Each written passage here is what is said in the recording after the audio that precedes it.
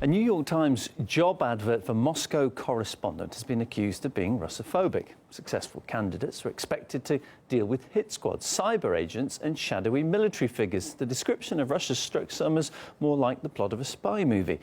But as Igor Zhdanov explains now, fact and fiction are frequently confused by the outlet.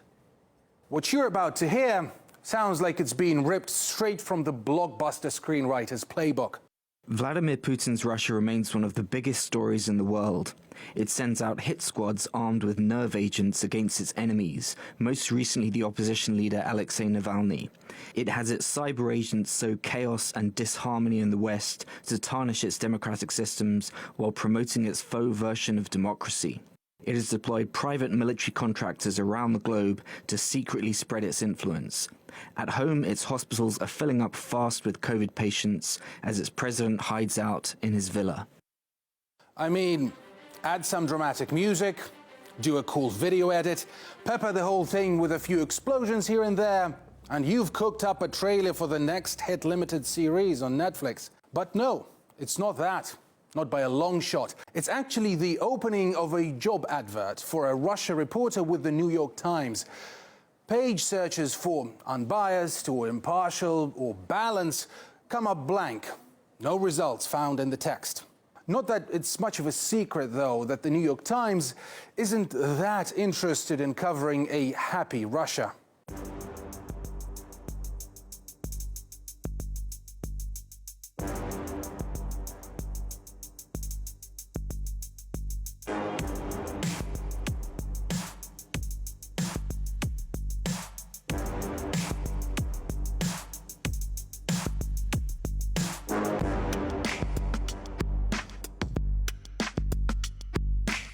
But some readers weren't that impressed with a sudden spasm of honesty from the paper.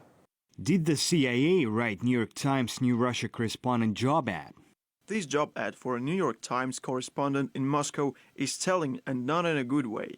Screenwriters wanted for new James Bond film. Imagine yourself working undercover in Moscow, the capital of Vladimir Putin's evil empire.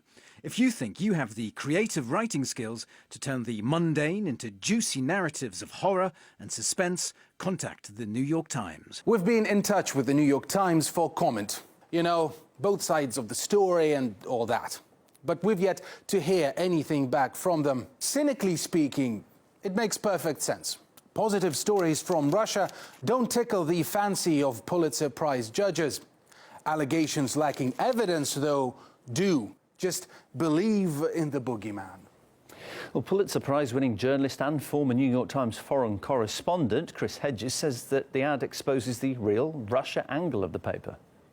I initially thought it was satire. I didn't think it was real.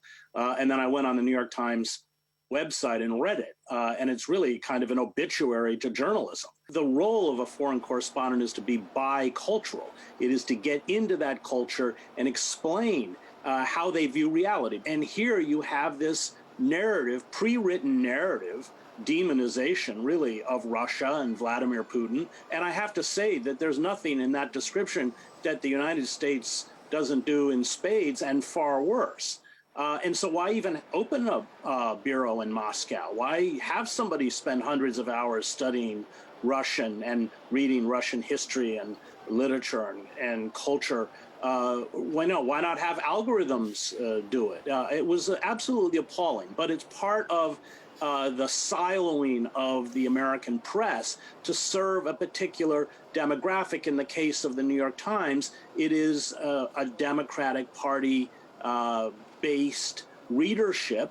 It's a way to make sure that whoever they send to Russia feeds back to them what they want.